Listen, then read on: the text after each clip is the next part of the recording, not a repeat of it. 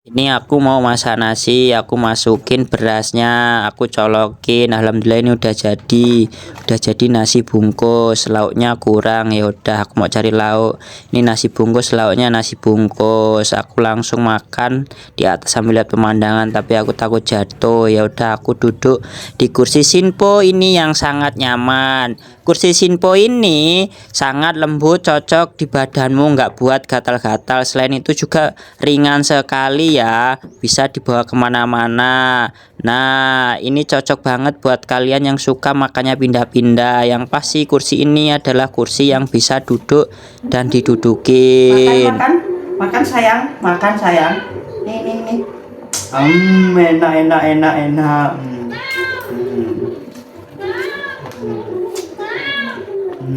Enak. Lagi sayang.